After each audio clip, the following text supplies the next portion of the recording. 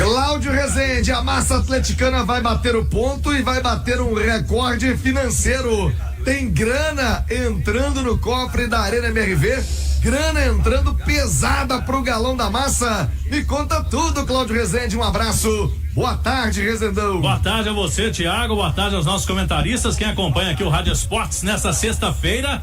O Galo tá muito perto da meta, né, de bater 50 milhões de reais em receita líquida total no ano, na Arena MRV. E vai bater possivelmente nesse jogo de amanhã, porque até aqui são 49.325.638 reais. Essa receita líquida, Thiago, é bom a gente destacar, tá no site da Itatiaia, quem tá no YouTube tá vendo aí, ó. Todos os detalhes lá, a matéria do Túlio Kaiser. A média do Atlético é de 1.761.000 por jogo, somando bilheterias, bares, estacionamentos e outros, as arrecadações ali de dentro do estádio. Esse ano também, Thiago, o Atlético está aproximando de bater 1 milhão de torcedores no seu estádio. O Galo recebeu um público até aqui 985 mil. Então, se tiver 15 mil amanhã, e vamos ter, né? Com certeza, vai bater essa meta aí de 1 milhão de torcedores no estádio na atual temporada. Uma média, Thiago, de 35 mil por partida. Então, espetacular, né, Cláudio? Tá muito bom, né, Thiago? Não só no público, porque estádio a gente já ouviu várias vezes falar que é importante a ocupação do estádio, né? Porque se o estádio é muito grande, você não ocupa, não adianta. Então, tem essa questão. O Atlético tem uma ocupação grande da arena e a questão da renda.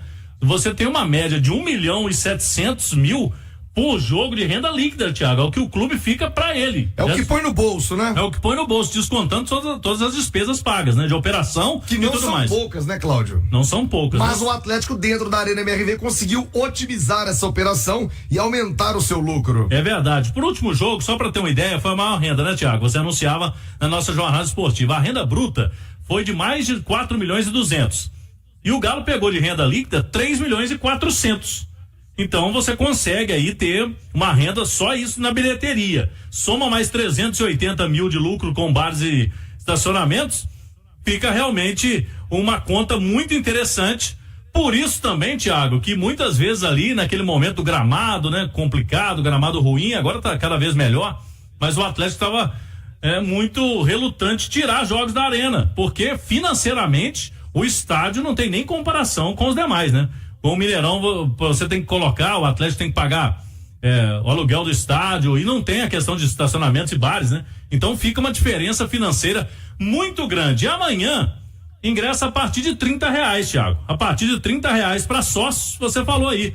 É um jogo mais tranquilo pra turma aí. Horário bom. O horário de 4:30, então, por conta disso, é uma situação aí pro torcedor do Atlético, quiser levar a criançada, sabadão à tarde, para esse jogo do Galo contra o Vitória, para voltar a ganhar, né? O Campeonato Brasileiro também, Thiago. Ô, Nath Fiuza, apesar daquela história do gramado, que o Atlético ainda vem aí lutando, vem inovando, eu vi até no último jogo uma luz roxa especial, uma luz violeta em cima do gramado, perguntei o que era. Já é mais uma inovação que o Atlético trouxe para cuidar do gramado. É uma luz que pode ficar ali 24 horas, onde não bate sol, né? Naquele gol à esquerda das cabines. Já no último jogo melhorou bem o gramado da Arena MRV. Com tudo isso, o saldo me parece muito positivo e já no segundo ano do estádio, recorde financeiro, o time respondendo em campo, né? Podendo chegar aí à final de Libertadores e Copa do Brasil.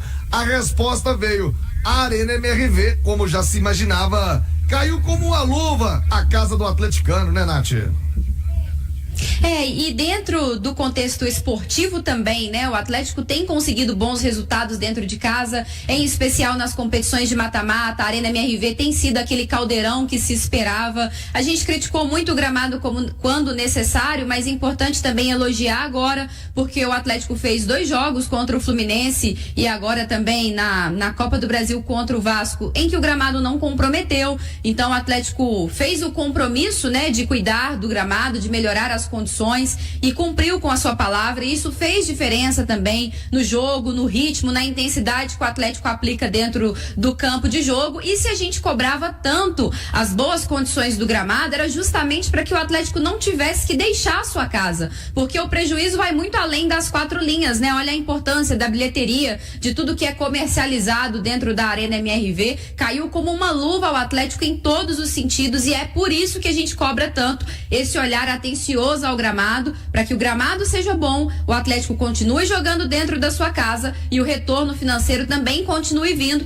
porque isso é importante para a manutenção sempre de uma equipe bastante qualificada. Isso, a casa do torcedor atleticano, Arena MRV, Ale Oliveira, em algum momento, acústica, porque eu prefiro a torcida. Eu digo sempre, um equipamento daquele tamanho tem que ter adaptação realmente, uma cultura que mudou. Agora dentro de campo começa a resposta e fora dele os valores, tudo aquilo que era pregado durante a obra, durante o projeto, vem acontecendo, Ale.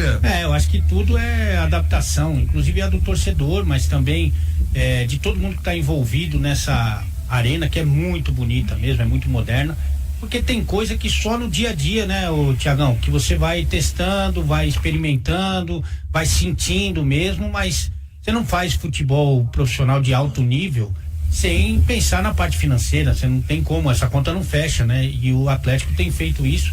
Eu acho que também tem uma memória, evidentemente, do Mineirão, com muitas conquistas significativas, né? E evidentemente que a Arena ela não nasce vitoriosa, mas está se tornando. Então, acho que tem um montão de coisa que está envolvida, mas eu acho que o pior já passou, né? As adaptações foram feitas, a torcida vai se acostumando, o time vai ganhando os jogos e chegando nas fases decisivas das competições, das Copas. Isso tudo ajuda a contribuir demais. Cláudio Rezende mandou mensagem: Milito, que tal? Muito bem. Como é que vai o Galo, hein? Time alternativo, Rezendão? Amanhã o time deve ser mesclado, Thiago, porque alguns jogadores estão mais desgastados, né? O Milito me respondeu que ele define hoje à tarde. Tem treino, né, Thiago? Ele falou: antes do treino, você quer que eu te passe o time? Tem treino hoje, Thiago. Então tem que esperar o Milito, né? É onde ele vai definir o time. Hoje à tarde define o time. Mas, por exemplo, vamos lá, o Paulinho não deve jogar. O Paulinho vinha aí com uma situação na perna, né? Ele vinha jogando um pouco no sacrifício, até o Hulk falou sobre isso. Vem fazendo um esforço muito grande para jogar. Estão priorizando o Paulinho nas Copas. Paulinho deve ficar fora, mas, por exemplo, tem o Vargas para esse jogo e depois ele vai para a seleção. Na quarta-feira que vem o Galo enfrenta o Grêmio. Então Vargas, Alonso, Arana, Alan Franco não estarão presentes. Aí o Milito vai administrar essa situação. O Arana, por exemplo, saiu muito desgastado, né? Com um incômodo muscular no músculo adutor. Vai ser avaliado hoje. O Arana não descartou, né, Thiago, de ir pro jogo, mas tem seleção brasileira. Ele vai se apresentar à seleção. Então pode ser que segure um pouco o Arana. O Lianco é outro que saiu bem desgastado. O Alan Franco vem jogando uma sequência. O Scarpa. Esse aí eu acho que podem ser preservados, Thiago. Agora, o Hulk, por exemplo, o Hulk pode jogar pela primeira vez contra o Vitória. Foi o time que o lançou, né? Foi o time que ele estreou no profissional, ficou muito pouco tempo e já foi pra Europa. Então, podemos ter o Hulk em campo amanhã, o que já anima o torcedor do Atlético para esse jogo contra o Vitória da Bahia. Acredito em time mesclado amanhã e mesclado quarta-feira contra o Grêmio, Thiago. 9h38, Sindeac, o sindicato que é a cara do trabalhador. Meu cara é do Panzi, aqui na Arena MRV, para 42.039 pessoas, gerando uma renda de R$4.273.649,29. O Atlético venceu esse desafio contra o Vasco da Gama. Temos muito para falar, muito para conversar sobre isso. Oi, Cláudio. Não, só um detalhe sobre esse público e renda. A renda, o Thiago Reis já destacava quando foi anunciada, é a maior renda da história da Arena MRV, com esses 4 milhões, mais 4.200.000. E o público de 42.039 é o 7º maior público da Arena. Então o Galo vem acumulando públicos aí nessa faixa, né? Mais de 42 mil, mais uma vez, um sucesso absoluto, né? Em relação a público e em ocupação, né? Principalmente da Arena MRV, que tem uma ocupação muito grande desde a sua inauguração. Boa, Cláudio. São números realmente impactantes, né? 4 milhões de renda num jogo aqui na Arena MRV, em que o Atlético está tendo aí uma margem de lucro muito importante, algo em torno de 80%, é algo muito impactante. Nós vamos falar do jogo, claro, vamos falar mais sobre esse case que virou a Arena MRV também, né? Porque o Atlético tem agora vencido seus jogos, Gramado tá melhor, venceu, jogando bem, 2 semanas positivas, o torcedor voltando e se habituando mais ao estádio, gostando também dessa experiência. Importante te ouvir também sobre isso, Edu, esse assunto que a gente está trazendo aqui, que está no site da Itatiaia, para não deixar passar esse gancho, uma notícia da esfera criminal também, Edu Panzi. É jornalismo, né? Isso é jornalismo, é investigativo, uma informação que chega no momento de vitória, de decisão de Copa do Brasil, só que informação e notícia não escolhem hora, dia ou local. E é muito sério o que está sendo denunciado pelo Ministério Público. Anos e anos com gente com CPF, possivelmente, né, supostamente, levando dinheiro do clube. Então, cara, é algo que precisa ser investigado a fundo, levado até as últimas instâncias e que seja esclarecido, porque o torcedor do Atlético merece que tudo seja passado a limpo. Cara, é de assustar. É muito dinheiro. Simões falava no pré-jogo, né? Corrigido, seriam mais de 20 milhões de reais num curto espaço ali de 4, 5 anos.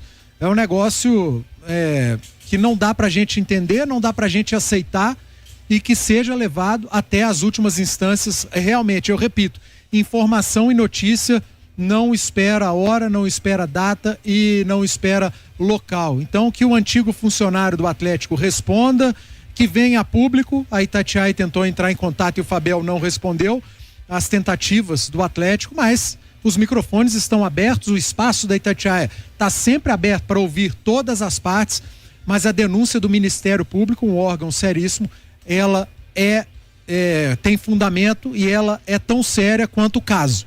Então, que as coisas sejam realmente apuradas, que os presidentes da época também, se quiserem falar, o espaço está aberto, o Alexandre Calil, o próprio Nepomuceno, você citou o Sete Câmara, que foi o responsável por iniciar essa investigação, sinal que a coisa já não estava boa quando ele chegou no Atlético. Então, que seja tudo levado até as últimas instâncias e é fundamental que o torcedor do Atlético tome consciência, tome parte das notícias e que tudo seja esclarecido, porque a torcida merece.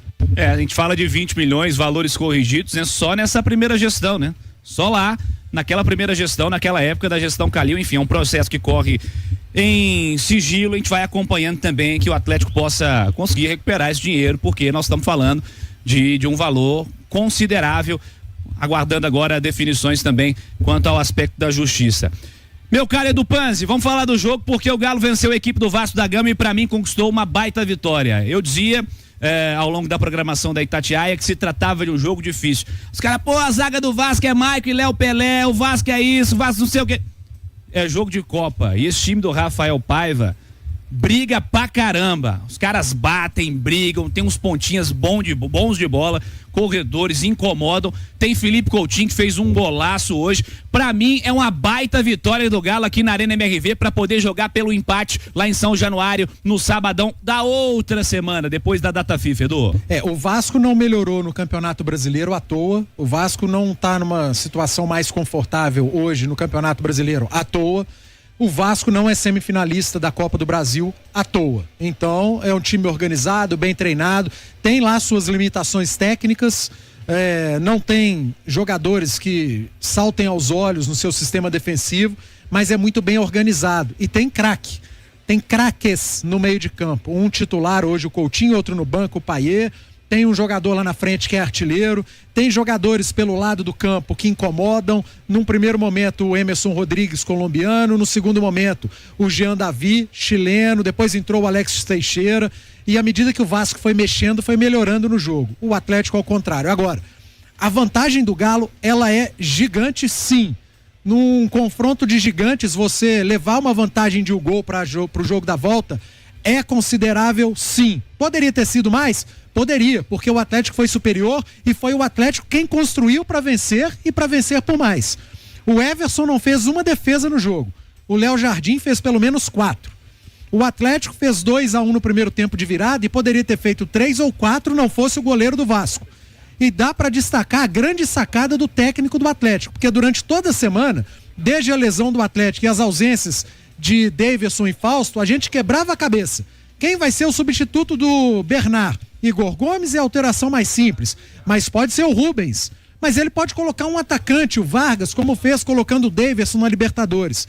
O Milito me vem com o Rubens, mas não sendo o substituto do Bernard. O substituto do Bernard foi Guilherme Arana. E o Rubens foi o substituto do Arana, porque o Rubens foi o lateral / ala. Ele fechou a linha de 4, ele atacou como ala. O Arana foi o meia esquerda. O Arana foi o ponta esquerda. Então foi uma grande sacada do treinador que transformou o Guilherme Arana no melhor jogador da partida e no melhor jogador do primeiro tempo, fora de sua posição. Foi uma grande sacada de novo do Milito, colocando o Paulinho numa linha de meia, mas atacando o espaço, que é o que ele faz de melhor desde a sua volta no futebol brasileiro, tirando o Paulinho da sua posição mais confortável. Então você potencializa o jogador, você enxerga potencial no atleta fora da sua posição, e o Milito tem feito isso muito bem, porque o Lianco hoje foi de novo o lateral defendendo pela direita e um terceiro zagueiro construindo. O Batalha de novo, zagueiro e muito bem. Ele mexe, para muitos inventa, para outros, é a minha opinião, é trabalho, é enxergar potencial no atleta além do que ele já faz ou além do que ele fez boa parte da sua carreira. É o que mais acontece no futebol da Europa, é o que acontece no futebol de base hoje, com muito sucesso, atletas sendo formados em mais de uma função, porque o futebol moderno hoje pede isso. Os grandes jogadores hoje entregam em mais de uma função. E hoje o Atlético teve muito disso, de atletas entregando em mais de uma função. E foi assim que o Atlético construiu sua vitória na primeira etapa, e foi assim que o Atlético poderia ter construído uma vitória ainda maior, não fosse o Léo Jardim, goleiro do Vasco, e não fossem as alterações que são do jogo. Físicas, todas elas. O Arana saindo pela parte física, o Lianco pregou depois de um ataque que ele puxou, saindo pela parte física, o Rubens saindo com câimbras, parte física, e o Paulinho que nitidamente vive um problema físico, sendo preservado no Brasileiro e de treinos. O Atlético mexeu nos 4 dos seus melhores jogadores no jogo. Pode acrescentar Scarpa entre os melhores? Pode. Mas Lianco, Rubens, Arana e Paulinho foram os melhores. E os 4 melhores saíram. E a partir do momento que eles saíram, o Atlético teve uma queda de rendimento. E no Vasco, os jogadores que entraram melhoraram a equipe. Então foi um segundo tempo mais equilibrado. E um segundo tempo mais equilibrado, não tivemos gols. O Vasco levou perigo muito mais no abafa. Eu repito, o Everson não fez uma defesa no jogo. E o Atlético não conseguiu repetir na segunda etapa o grande jogo que fez no primeiro tempo, por conta da baixada de intensidade. O Atlético diminuiu seu ritmo por conta de um cansaço físico, porque foi obrigado a aumentar o ritmo no primeiro tempo, porque tomou um gol na única falha na primeira etapa, e uma falha que não foi aqui atrás, ela aconteceu lá na frente, quando o Batalha, ele não deveria ter avançado para entrar na área adversária e ele o faz. Ele espera receber um passe do Scarpa, que poderia ter achado o Batalha na frente, e o Scarpa no meio de 3 poderia ter tocado pro Batalha, pro Paulinho, pro Lianco, pro Franco. O Scarpa decidiu tentar passar no meio dos 3. Perdeu a bola o jogador do Atlético, sem zagueiro, com o Lianco adiantado, e num contra-ataque, eu repito, no único erro do Galo no primeiro tempo, o Vasco, numa jogada que tem que destacar também a qualidade do Coutinho, acabou fazendo 1-0. Aí o Atlético teve que se desdobrar e talvez colocar no jogo maior intensidade e um maior desgaste para virar a partida o quanto antes. E conseguiu. E fez 2, e eu repito, poderia ter feito 3-4, não fosse o Léo Jardim. Mas correu tanto e teve que batalhar tanto para virar o jogo, que acabou perdendo a força física na segunda etapa, e o Vasco cresceu. Mas a vantagem é muito grande, a vantagem é muito boa no mata-mata, num confronto tão equilibrado. Quem leva um gol de vantagem, pode ter certeza, leva uma vantagem gigantesca para o jogo da volta, para a grande decisão que vai levar Atlético ou Vasco, e o Atlético está muito perto para a final da Copa do Brasil. Bom, Du, 3 minutos de primeiro tempo lá no Maracanã, hein? Com Felipe Luiz. Família, ficamos aí com o nosso giro de notícias do Atlético Mineiro, as informações atualizadas pelo pessoal da Rádio Tatiaia, para você ficar por dentro de tudo, não perder nada. Chega deixando seu like, se inscrevendo no canal, ativando também o sininho de notificação, sabendo que é muito importante a sua participação. Um grande abraço no coração, até o próximo vídeo.